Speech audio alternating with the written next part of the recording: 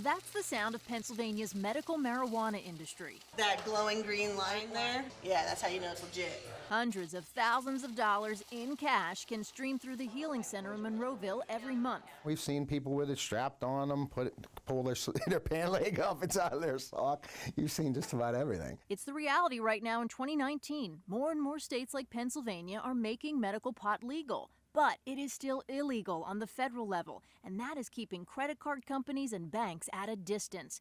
That means patients and dispensaries are forced to protect cash, and a lot of it from criminals. They want to hit the easiest target that they can hit. It's why Channel 11 went behind the scenes to show you what's at stake. I am concerned when I head from my car to the front door. I sat down with this woman who's going by the name Margot for this interview and does not want to be identified. She spoke to Channel 11 because she feels the industry is not safe for customers right now.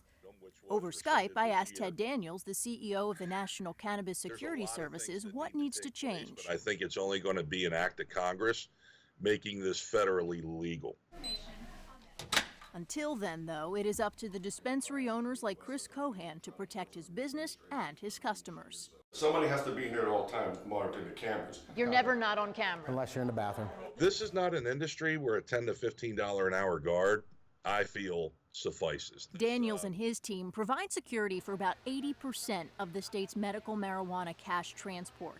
He said security needs to be inside and out, and customers need to have their head on a swivel. Customers would go in, either they go in with a lot of cash and they get robbed in the parking lot, or they come out with a lot of product and get robbed in the parking lot. Margot says right now it's coming down to a choice that each patient has to make. They have to do a trade-off of, will it help me? Am I willing to give up, risk my information, risk my personal safety to try this? And it's unfortunate it's like that. In Monroeville, Catherine Amenta, Channel 11 News. That's a lot to figure out when you're 18. At 31 years old, Rachel Radke says she's now strong enough to look back and share her battle with addiction and mental health. I'm getting ready to start college, and I am addicted to heroin, and then I am pregnant. Okay, so it's like major disaster. The Mount Lebanon mother of three says she doesn't shy away from remembering those lonely years in 2008. Rachel was pregnant with her oldest son, Asher, and she was desperately trying to stay clean. She went on methadone to help. I faced a lot of stigma in the hospital, making some little snide comments about the choices I had made. For 17 long days, Asher stayed in the hospital for detox. It was heartbreaking. It was heartbreaking. It was awful. Eventually, Asher went home a healthy baby boy, and 5 years later, his brother Isaac came along. But Rachel's ups and downs continued. Other times it was I just gave up because I was totally exasperated with feeling like crap for a decade and, just gave up and self-medicated. Then everything changed in 2019. Baby number 3 was on the way. Rachel had a job, she was doing well in school, and was staying clean with the help of Suboxone. But she was scared it wouldn't last.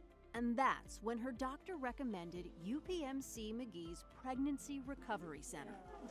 Tucked away in this peaceful office space, the center's reach cannot be measured. Since 2014, their doctors, nurses, and social workers have tailored outpatient support for women, from mental health services to finding a job to managing a happy and healthy pregnancy. It's important to kind of normalize the pregnancy and how excited they are to be a mom and how excited they are to have a child. Dr. Elizabeth Kranz says the key is tearing down the stigma. We should have the same response when we learn that somebody's on insulin for their diabetes that we learn that somebody's on methadone for their opioid use disorder. And she says the program's proof is in their newborns. It's really changed the entire dynamic, and we have seen our treatment rates for the baby just totally plummet.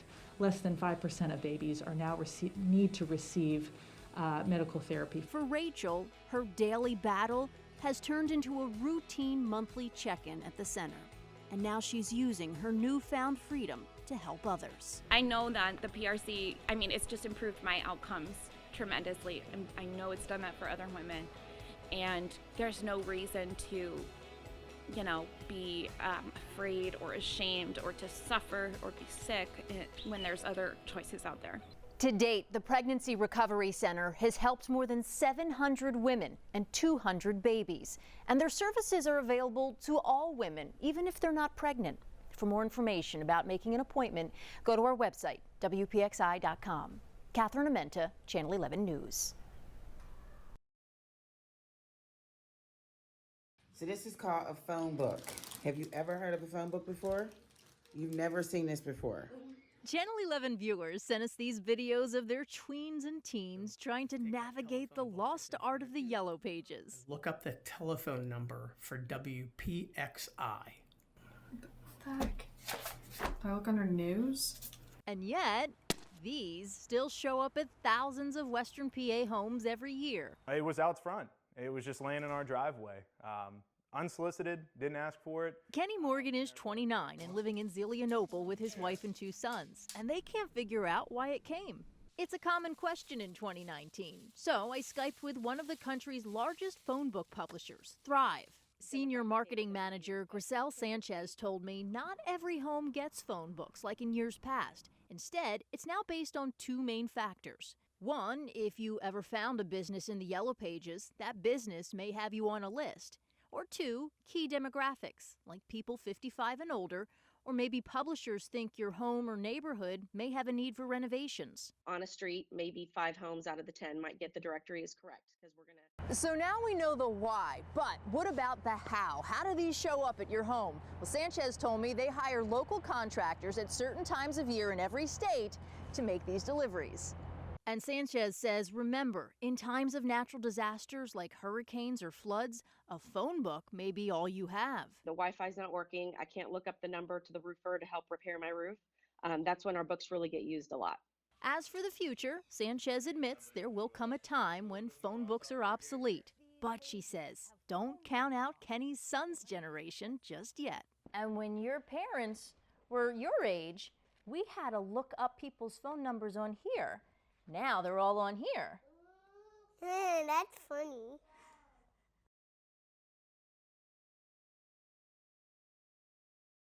Go ahead. Antonio first. Antonio Ruiz knows his way around the Highmark Caring Place, and I've been given the special challenge of finding his very special artwork hanging on the wall. Hot or cold? Warmer. When we found it, it was so much more than your average 9-year-old's masterpiece. It had pictures of his mom and all of her favorite things.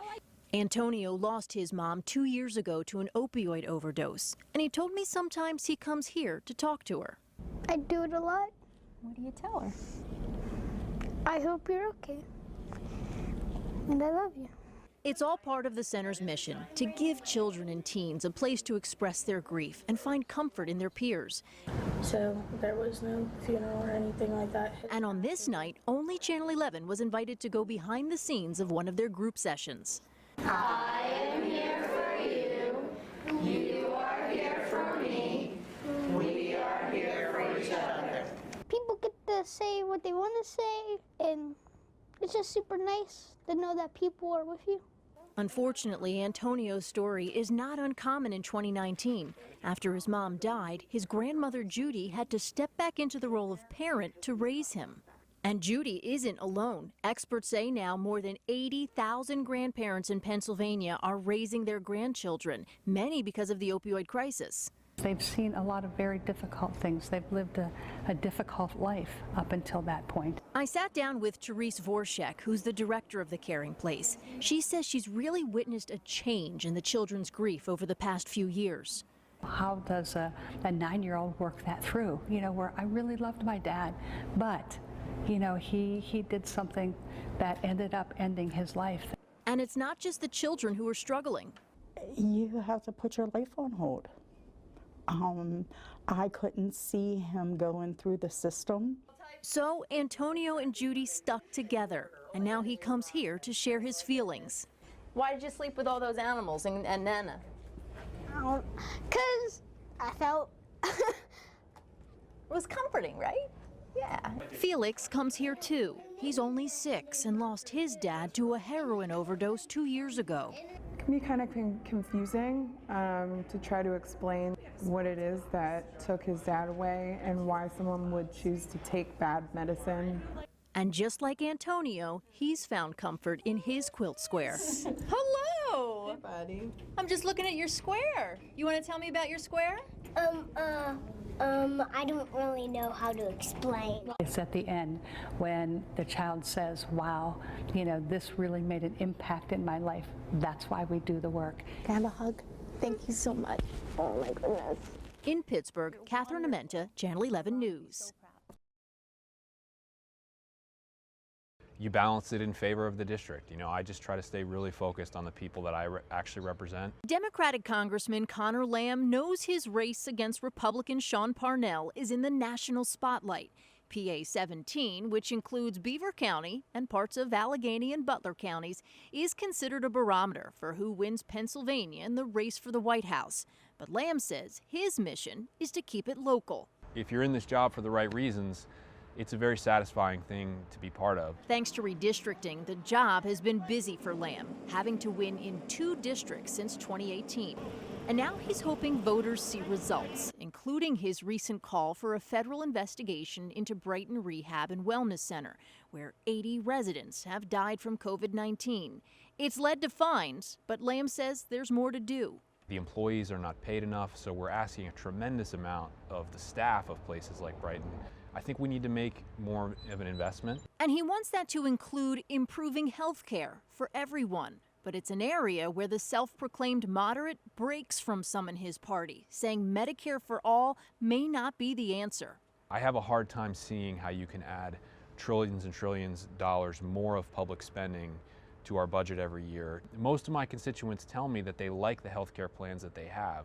They just think they pay a little bit too much for it. So to me, what people are asking is, find a way to lower our costs. We also talked about policing. Congressman Lamb says we cannot take money from police departments. They need that for better training. But if cities are looking for more tax dollars, he says he knows where to find it. We all have to remember that we still live in a country where Warren Buffett pays a lower tax rate than his secretary. So I don't think the money needs to come out of the police department budget so much as it does from fundamental tax reform. If you'd also like to watch my exclusive interview with Republican Sean Parnell, that is on our website right now. Just search for Parnell. Catherine Amenta, Channel 11 News.